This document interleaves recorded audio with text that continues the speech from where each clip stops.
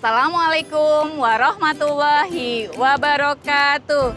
Halo anak soleh dan soleha, bagaimana kabarnya di rumah? Semoga dalam keadaan sehat semuanya ya. Amin ya rabbal alamin. Perkenalkan, nama Amah Rosiano Yan Flabianing Tias, Amah Umi dari Abdullah Alkindian Sifa, kelas B4 Al-Jabar TK Al-Irsyad Al-Islamiyah Purwokerto.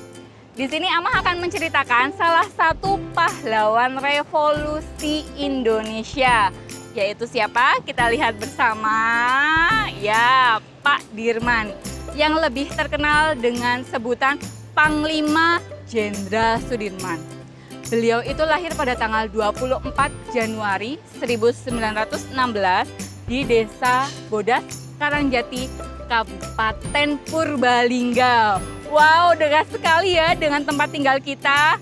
Anak soleh dan soleh harus bangga nih, karena rumah kita itu dekat dengan tempat kelahiran pahlawan besar. Beliau ini kontribusi terhadap Indonesia itu sangat banyak sekali. Terhadap proses kemerdekaan, proses pertahanan kemerdekaan itu sangat banyak sekali. Beliau ini memiliki jiwa patriotis yang sangat tinggi, tidak mudah putus asa. Ya, yang lebih bagus lagi, beliau ini memiliki tingkat keimanan dan ketakwaan kepada Allah yang sangat dalam. Beliau sudah memimpin banyak sekali peperangan, tapi peperangan yang paling terkenal adalah perang gerilya. Perang gerilya itu adalah perang secara sembunyi-sembunyi, tapi menyerang dengan tiba-tiba. Ya, waktu itu terkenal dengan sebutan 1 Maret ya, karena pada agresi militer Belanda kedua. Perang gerilya ini memimpin 3 provinsi sekaligus, Yogyakarta, Jawa Tengah, Jawa Timur. Hebat sekali ya, Allahu Akbar, 3 provinsi hanya dipimpin oleh satu pemimpin perang ya, yaitu adalah Panglima Jenderal Sudirman.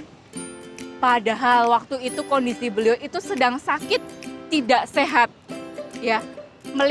Beliau ini memiliki penyakit TBC. Paru-parunya hanya berfungsi 50%, hanya setengahnya saja.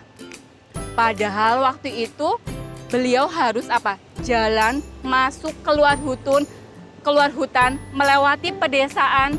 Tapi apakah beliau ini patah semangatnya? Tidak. Ketika beliau sudah tidak mampu berjalan, beliau akan tetap terus maju. Walaupun apa? Harus ditandu oleh tentara-tentaranya beliau. Sungguh luar biasa sekali ya. Beliau itu tidak mau menyerah. Terlebih lagi di perang gerilya ini ada satu fenomena yang sangat mencengangkan. Beliau itu dihianati oleh anak buahnya sendiri.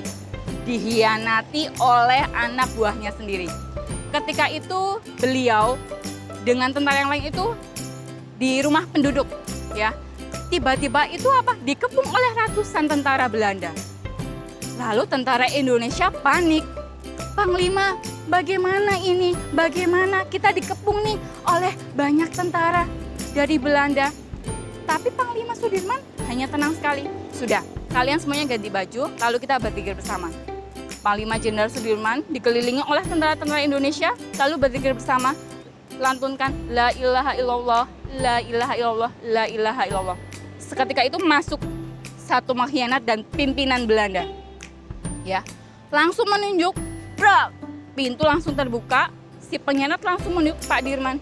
Ini yang namanya Dirman, ini yang namanya Dirman, ini yang namanya Dirman. Tapi di situ ada keanehan yang terjadi. Pimpinan Belanda itu tidak percaya sambil melihat, Pak, kamu bohong ini. Tidak mungkin ini yang namanya Dirman. Ini yang namanya Dirman, tidak mungkin. Orang kecil seperti ini memimpin peperangan, tidak mungkin. Kamu berbohong. Seketika itu juga, si pengkhianat ini langsung ditembak mati oleh tentara Belanda. Lalu, yang lain sambil tercengang dan tanya kepada Pak Dirman, kenapa Panglima bisa tenang sekali padahal kita sudah dikepung oleh ratusan tentara Belanda? Jimat Panglima Jenderal Sudirman ini apa sebetulnya? Beliau hanya menjawab, beliau memiliki 3 jimat. Yang pertama adalah menjaga wudhu. Jadi ketika batal, langsung berwudhu lagi. Batal, langsung berwudhu lagi. Dan yang kedua adalah sholat tepat waktu. Adzan berkumandang, qomat, langsung sholat. Tidak mengulur waktu sholat. Harus dicontoh ya. Dan jimat yang ketiga adalah berniat untuk rakyat Indonesia. Bukan untuk pribadi ataupun golongan. Itulah semangat Jenderal Sudirman. Harus dicontoh ya anak soleh dan soleha. Semangatnya, tidak mudah putus asanya, keimanan dan ketakwaan yang sangat tinggi harus dicontoh. Demikian cerita dari Amah. Semoga bermanfaat untuk anak soleh dan soleha. Kurang lebihnya Amah mohon maaf. Amah akhiri. Wabillahi taufiq wal hidayah. Wassalamualaikum warahmatullahi wabarakatuh. Ilaliko.